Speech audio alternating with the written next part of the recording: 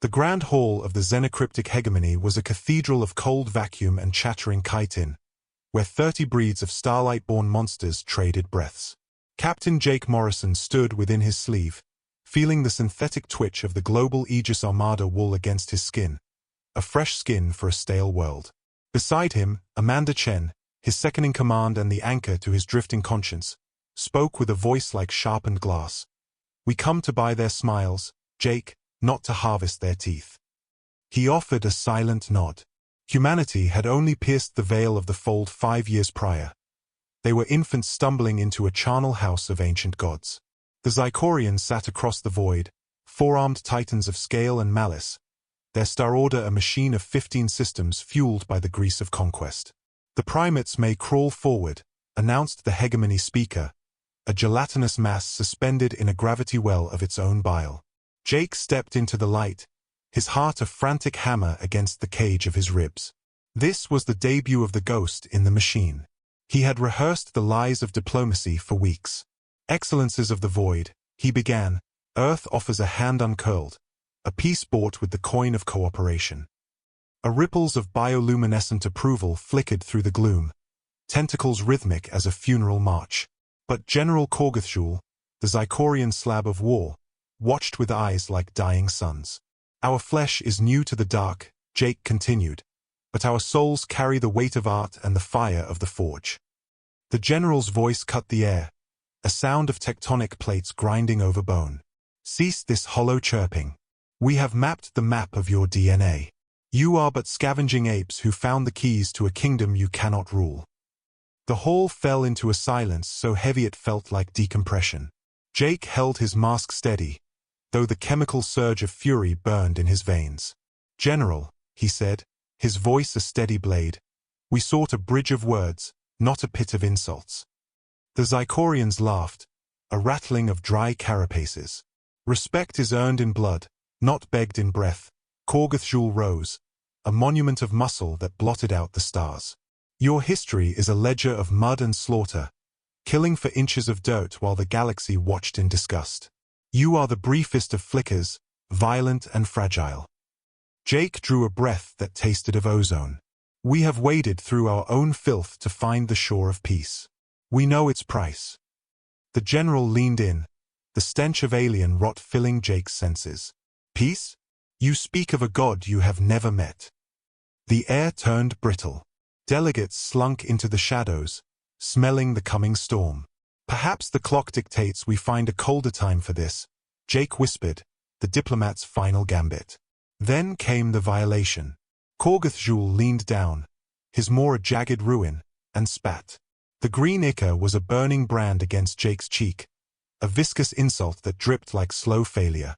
Jake wiped the slime with a hand that shook with the effort not to kill. "In the gutters of Earth," Jake hissed, "this is a debt that demands payment." He did not know the Xykhorian liturgy. To spit was to sign a contract in the ink of annihilation. Korgothjul smiled, a jagged promise. "The Star-Order does not parley with the meat." Alarms shrieked through the station, a choir of digital sirens. Amanda was at his side, her hand on the holster of her pulse side. "Captain, 3 Xykhorian predators just dropped from the fold. They're gutting our transport." Before the words could land, the station buckled under a kinetic strike. The hall became a centrifuge of panic. "The trap is sprung," Jake snarled into his comms. "All Aegis souls, burn for the exits. The parley is dead." They ran through the screaming corridors, the chrome walls weeping sparks. Amanda Chen stared at him, her eyes wide with the realization of the abyss. "We offered them the olive branch, Jake. Why the fire?" Jake had no gospel for her. He had been cast into the furnace of an empire that measured worth in megatons. The Xykhorians believed they had cornered a rabbit. They did not realize they had caged a demon that had spent 10,000 years perfecting the art of the kill. They would learn the weight of their error in the ashes of their worlds. General Korgothjul stood within the Vilka Overcommand, a sanctum of red light and cold steel. The screens were canvases of human ruin, their ships drifting like broken toys in the black. The apes stood frozen, he boasted to the shadows. They looked for mercy and found only the void. They do not even possess the wit to know they are dying. Supreme Commander Volthaskar clicked his talons, a rhythm of satisfied hunger. A masterwork of ambush, General. We have blinded them before the first sun has even set. The 7 lords of the Star-Order sat in a circle of iron, the architects of 15 enslaved systems. Strip the skin from this species, Volthaskar commanded. A hologram flickered to life, a flayed human form, pathetic and pale. Observe the weakness, Xykhorian sneered. 2 limbs for labor, 2 for flight. No natural armor, no venom in the tooth. Their bones are glass, forged in the weak pull of a dying rock. They are a harvest, not a rival. And yet, they crossed the stars, observed Commander Xykhorians, her voice a sliver of ice. Xykhorian dismissed the thought with a clawed swipe. A blind man can stumble into a throne room. Their science is a chaotic sprawl of accidents and desperate gambles.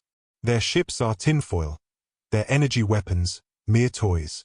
We have bled their databases dry. Their tactics are the linear grunting of a dying breed. The heavy doors groaned open. A subaltern rushed in, his scales pale with agitation. Supreme Commander, a transmission from the human dirt. They ask for the why of our fire. They claim a state of confusion. The council erupted in a sound like grinding stones. They play the martyr while the blade is in their throat, Volthaskar rumbled. Shall we send them a poem of explanation? The officer asked. No, Xykhorian replied, his eyes fixed on the map of human stars. Our next strike will be the only period this sentence requires. Light years away, High Admiral Arjun Vamos stood before the Terran Consensus Council, a room of shadows and high-stakes ghosts. The mask has fallen. Vamos' voice was a low vibration in the floorboards. Captain Morrison followed the script of peace, and they answered with a slaughter. They targeted our drives. They didn't want to surrender. They wanted a grave. The air in the room was cold, the silence of a hanging judge. Casualties? The president asked, the word a ghost. 27 souls in the initial breach. More in the drift. Amanda Chen stepped into the light, her uniform a map of dried blood and carbon scoring. The Star-Order has moved past the fleet, she said, her voice devoid of hope. The Rigel Abyss research station was silenced an hour ago. A collective gasp, the sound of a lung punctured. That was a civilian hive, someone whispered. Families. Children. Amanda's face was a mask of stone. 342 extinguished. 86 of them had not yet reached their second decade. The silence that followed was the silence of the gallows. Admiral, the president spoke, the weight of a world on his tongue. Your counsel. Vamos straightened, his spine a rod of iron. The Xykhorians have mistaken our restraint for a lack of teeth. They want a war of annihilation? Let us show them the species that invented the concept. Their empire is a sprawl of 15 suns, and we are but 3 planets, but a cornered dog has no fear of the pack. They think they know us. They are about to be corrected. What word do we send into the dark? The president asked. Vamos looked into the camera, into the eyes of the monsters waiting in the void. Tell them they have committed the ultimate heresy. Tell them, you have made a terrible mistake. In the Xykhorian war room, the message was decoded and met with a roar of mockery. Volthaskar laughed until his scales rattled. A threat from a corpse. How poetic. He did not see the shadow falling over his throne. Earth, a world of fractured tribes and ancient blood feuds, fused into a single obsidian blade. The Rigel massacre had burned away the dross of politics. Commander Imonimbe stood in the nerve center of Earth defense, her eyes mapped with the red veins of insomnia. Her brother, a man who coaxed life from alien soil, was now ash in the Rigel wind. The grief was gone, replaced by a cold, mechanical hunger for retribution. The United Solar Phalanx is in the harness, Commander, Lieutenant Soto reported. Imoni looked at the grid.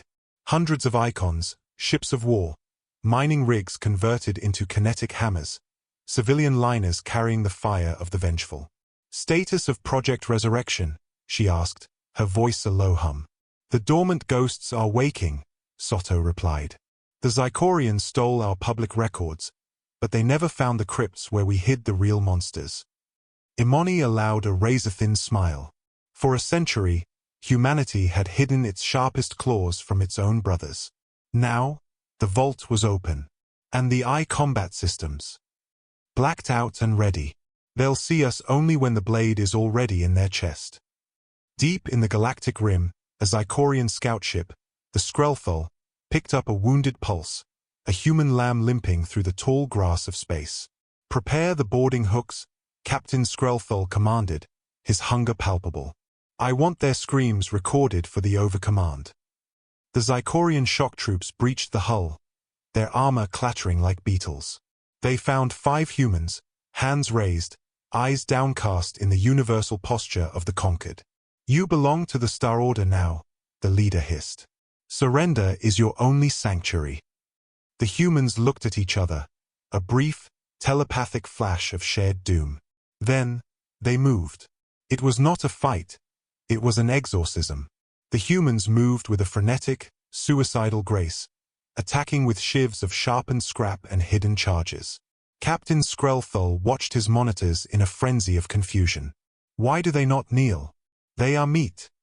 When the last human heart stopped, the Xykhorians found the core of the ship rigged with a thermal spike. The humans hadn't been fighting to live. They had been fighting to hold the Xykhorians in place until the fuse hit the powder. They chose the grave over the leash, the captain whispered, a cold chill settling on his scales. This is not the enemy we were promised. On the Ethelgard core, Professor Xalthromnes, a creature of 1,000 years and 1 billion memories, stood before the council. You have stirred a hive of hornets and called it a victory, he warned, his voice a dry rustle of parchment. I have watched empires rise and fall in the blink of a human eye. You see their soft skin and think them weak. You are fools. General Korgathul bared his teeth. They are primitives, Professor. Why do you tremble? They are a species that spent 10,000 years perfecting the art of self-extinction and survived it, the professor countered. They have turned their own world into a graveyard a dozen times over and crawled back out of the dirt every time. They are not dangerous because of their ships, but because of their plasticity. Faced with a god, they will find a way to build a cage for him. You have cornered a predator that knows no surrender. The council laughed, a sound of arrogant thunder, and dismissed the ghost of history. Commander Mbaye led her strike team into the bowels of a Xykhorian prison outpost. Her ship was a sliver of shadow, a ghost in the infrared. Quiet and quick, she told her ghosts. We bring our brothers home. But the darkness has ears. The alarm was a physical blow. Surrounded, outnumbered, and pinned against the cold bulkheads of an alien world, the team looked to Imoni. We're boxed in, Commander. No way back to the ship. Imoni looked at the Xykhorian power grid, a map of glowing conduits and unstable energy. Her mind, forged in the brutalist schools of the Phalanx, saw the architecture of a bomb. We aren't going back, she said, her eyes reflecting the blue glow of the core. We're going through. Make it loud. 2 hours later, the outpost was a crater of molten slag. Imoni's team emerged from the fire with the prisoners, having rewired the Xykhorian heart to stop beating. The laughter in the overcommand began to fade, replaced by the first, cold taste of doubt. Lieutenant Matteo Silva stood in a chamber of shadows, facing the representatives of 3 broken races, victims of the Star-Order who had seen the humans fight and felt the first stirrings of hope. You wish to know your allies? Matteo asked, his voice echoing in the metallic vault. Look not at our ships, but at our scars. He flicked a switch. The wall became a mosaic of human carnage. Phalanx warriors, trench rats of the Great Wars, the bloody evolution of the professional killer. We have been refining the craft of slaughter since we first picked up a stone, Matteo explained. The aliens watched, their menophyseate eyes wide with a mix of awe and terror. Cryos Viridian, a creature of liquid grace, gestured with a shivering tentacle. War is a common tongue, Lieutenant. Why are yours so different? Matteo leaned forward, the neon light catching the chrome of his cybernetic eye. Because we made it a liturgy. We turned the end of life into a masterpiece of engineering. The Xykhorians expected a duel, Matteo continued. They expected the grand maneuvers of the hegemony. They thought we would play by the rules of the civilized dead. Drakon Slyth, the reptilian exile, hissed. And you do not. We adapt, Matteo replied, a cold finality in his tone. We have spent our history being the smaller dog in the fight. We learned that honor is a luxury of the victor. We will use every trick, every shadow, and every forbidden flame to ensure we are the ones standing over your graves. In the deep black of a forgotten system, the human destroyer Vanguard drifted, a wounded animal circled by 3 Xykhorian predators. They are closing the net, the sensor officer reported, the light of the console reflecting in his sweat. Captain Raphael Cruz did not blink. Let them come. They want the meat? Let them taste the hook. Activate Ghost Step. The Vanguard bled a distress cry into the void, a pathetic wail that drew the Xykhorians in like moths to a dying flame. Range is optimal, the weapons officer whispered. Burn it, Cruz commanded. The Vanguard exhaled a cloud of debris, thousands of smart mines disguised as wreckage. The ship's engines flared with a suicidal overload, lurching away as the space behind it turned into a sun. The chain reaction tore through the Xykhorian shields like paper. The Vanguard was consumed in the fire of its own triumph. Cruz and his crew did not scream. They had made their peace with the sleeve long ago. Matteo Silva watched the playback with the alien council. 1 of ours for 3 of theirs, he said, his voice as cold as deep space. A fair trade in the ledger of war. The aliens were silent, shaken by the casual mathematics of human sacrifice. They volunteered. Cryos Viridian asked. They knew the cost, Matteo replied. They died so that the Star-Order would bleed. That is the human way. In the overcommand, Volthaskar felt the first tremors of a collapsing empire. How do they find us? We change the keys every cycle. General Korgothjul had no shield for his failure. The war was a fever dream of human ghosts. Professor Xaltharomnes returned to the Circle of Lords, his presence a haunting. They were born in the tall grass, the Old One whispered. They are the persistence hunters of the soul. They do not think like soldiers. They think like wolves. They ask, where would I hide the trap? And then they find yours. The Lords of the Star-Order looked at each other, the red light of the war room feeling more like blood than glory. How do we kill that which does not fear the grave? Volthaskar asked. The professor's eyes were pits of ancient sorrow. You cannot. You committed the ultimate sin. You murdered their future at Rigel. You have given them the only thing more powerful than the instinct to survive, the hunger for vengeance. A human with nothing to lose is the apex of the universe. 6 months into the conflict, the Star-Order was a fraying tapestry. The humans were not just winning. They were erasing the Xykhorian presence from the map. Sergeant Elena Sokolov lay in the tall, violet grass of Xenophon 9, her pulse rifle an extension of her own nervous system. She had been a ghost in this grass for 5 days, her body fueled by stimulants and the cold fire of duty. Convoy in the sights, Omar whispered through the neural link. 6 steel beasts, 22 scales. Elena adjusted her scope, the crosshairs settling on the lead driver's throat. Hit them hard. Leave nothing but the smell of scorched ozone. The ambush was a symphony of precision.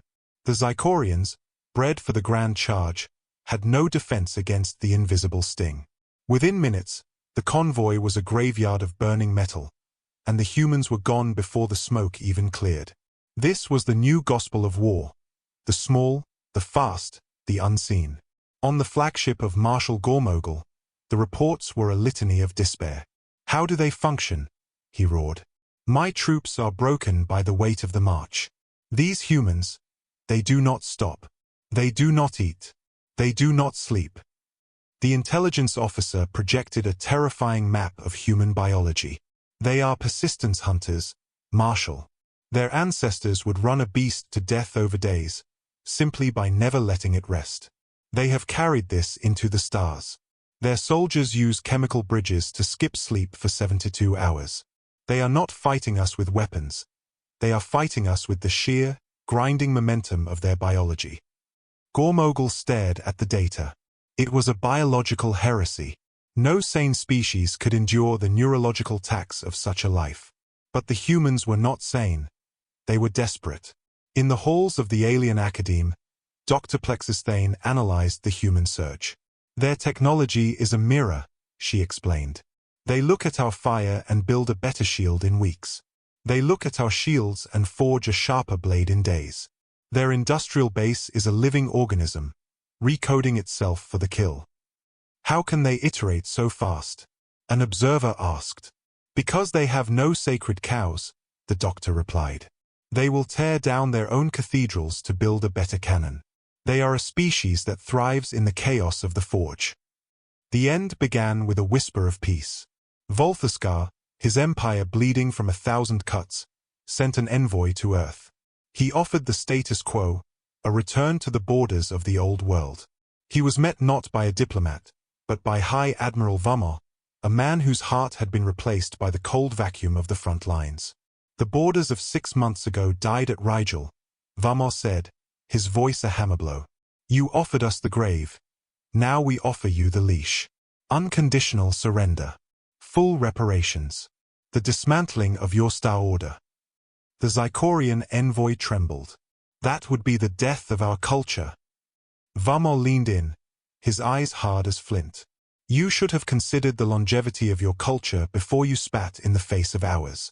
You started the clock. We will see it reach zero. The Overcommand could not process the finality. In the civilized galaxy, everything was a negotiation. The human demand for total victory was a madness they had never tasted. If they seek to end us, Volthascar declared, then we shall take their cradle with us. We will strike at Earth and burn their spirit at the source. They did not know that the human spirit had already been tempered in the fires of a dozen self-inflicted apocalypses. The Xykhorian fleet, 214 ships of the line, jumped into the solar system, a desperate, final thrust at the heart of the species. Commander Lin Zhong sat in the bunker under the Rockies, her face illuminated by the red glow of the incoming storm. Xykhorian fleet on the doorstep, the AI droned. 6 hours to orbital insertion. Lin did not tremble. She reached for the broadcast, her voice a calm broadcast to every soul in the system. This is Commander Zhong. Protocol Sovereign is in effect. Stand to your stations. Protect the cradle. There was no panic. Every man, woman, and child had been drilled in the liturgy of the defense. Humanity was no longer a population. It was a nervous system. The system transformed. Space stations folded out like origami into weapon platforms. Mining rigs, once used for the wealth of the belt, turned their massive lasers toward the sky. Even the moon seemed to bristle with hidden teeth. On the surface, the shelters were not pits of fear, but workshops of the war machine. The Xykhorians approached, confident in their numbers. The human fleet is a pittance, Fleet Admiral Skrelthol sneered, looking at the 48 warships waiting for him. We will grind them into the dust of their own world. He did not know that the 48 ships were merely the lure. Activate Obsidian Slumber, Lin Zhong commanded. The solar system woke up. Asteroids, long thought to be mere rocks, revealed themselves as railgun batteries. Satellites unfolded into microwave emitters. The very debris of the system became a field of intelligent minds. The Xykhorians were not in a battle. They were in a meat grinder. Where is the fire coming from? Skrelthol screamed as his flagship groaned under the weight of kinetic impacts. The space around Earth was a kaleidoscope of death. Civilian freighters rammed Xykhorian cruisers with the zeal of martyrs. Luxury liners functioned as shield walls for the phalanx. A Xykhorian captain watched a mining tug, a rust bucket piloted by grease-stained workers, deliberately fire its thrusters to melt his ship's sensor array. This is madness, he cried. They have no soldiers, only fanatics. He did not realize that for a human, the preservation of the hive is the only law that matters. Lin Zhong watched the slaughter with the cold eye of a grandmaster. In 2 hours, the Xykhorian fleet was a graveyard. Let the stragglers run, she ordered. Let them carry the news of what happens to those who touch the cradle. The survivors fled, their minds shattered by the realization that they had tried to fight a species that had turned its entire solar system into a weapon of war. Professor Xaltharomnes stood before the remnants of the council. "Do you see now?" he asked, his voice a ghost. "They do not use tools. They are the tool. Their society is a blade that sharpens itself against the whetstone of your aggression." Volthaskar looked at the ruins of his ambition. He had no more laughter. "They will come for us now," the professor whispered.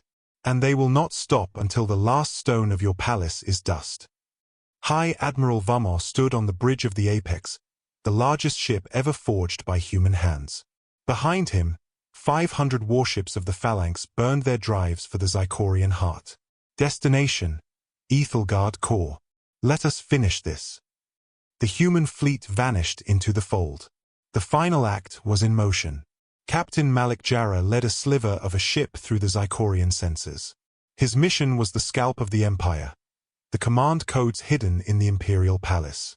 "One shot," he told his ghosts. "Make it count." Lucia Rossi, his second, studied the map of the Dragon's Den. "It's a fortress, Malik. They'll be expecting us." "No," Malik smiled, a predatory glint in his eye. "They think we're the Grand Army at the gates. They don't expect the rats in the cellar." They slipped in under the shadow of a freighter, landing in the grime of the industrial zone, the grease of the Empire masking their scent. The Phalanx emerged at Ethelgard, 500 icons of vengeance. Volthaskar watched the screen, his soul collapsing. 6 months, he whispered. "They built a god in 6 months." The professor nodded. "When they mobilize, they do not build, they manifest." The Xykhorian people watched their skies turn black with human steel, the lie of their superiority crumbling in the shadow of the Phalanx. In the palace, Malik's team moved like shadows through the service ducts. They neutralized the guards with the efficiency of butchers and breached the sanctum. There, they found the Emperor's final madness, the Singularity Engine. A weapon designed to burn the entire system rather than surrender it. "We need to kill the fuse," Malik hissed, copying the data. On the Apex, Vamo received the ghost signal. The situation was a razor's edge. If he pushed, the Emperor would turn the system into a star. "Hold the line," Vamo ordered. "Do not provoke the madman." Emperor Drex Omnicron, a titan of ego and scales, faced his council. "If the humans will not bow, they shall burn with us," he declared, his hand over the trigger. General Korgothjul, seeing the abyss, found his courage failing. "My lord, billions of our own blood." "A small price for a clean ledger," the Emperor spat. But Malik Jarrah had turned the palace into a broadcast booth. Every word of the Emperor's madness was being fed to the Xykhorian people. Vamo gave the nod.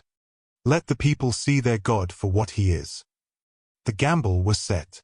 1 year has passed since the silence fell. The Grand Hall of the Hegemony is a place of ghosts and new beginnings. Amanda Chen, now an ambassador of the Phalanx, stands in robes of silk that hide the scars of the war. "The Xykhorian reconstruction is at 70%, she reports. The meat and the chrome are working in unison." Council leader Tavakrex, the voice of the new Xykhorian coalition, bows his head. The Emperor had fallen not to human bombs, but to his own people, who had seen his willingness to burn them and chosen a different path. Humans and Xykhorians now walk the same streets, their hands building what their hearts once sought to destroy. Amanda walks the gardens, the starlight catching the silver in her hair. A young Xykhorian, Krelenzul, approaches with the hesitancy of a survivor. "Ambassador, why did you spare us? You had the fire to end our race." Amanda looks at the strange, beautiful flora of a dozen worlds. "Destroying is a simple physics, Krellin. Building is the complex art. We killed your fathers because they left us no choice. We save your children because we must. My teachers say you are the most dangerous thing in the stars," the boy whispers. "Because you can be ruthless, but you choose to be merciful." Amanda smiles, a sad, wise expression. "That is the human burden, Krellin. We carry the monster within so that the child can sleep in peace. High Admiral Vamel, watching from the shadows, nods. The galaxy has learned the human lesson. Make us your enemy, and we will become your end. Make us your ally, and we will become your shield. The choice is yours, and we make it every day, between the sword and the plowshare. As the sun sets on the hegemony, the most dangerous species in the galaxy proves that the greatest power is not the ability to kill, but the strength to stop.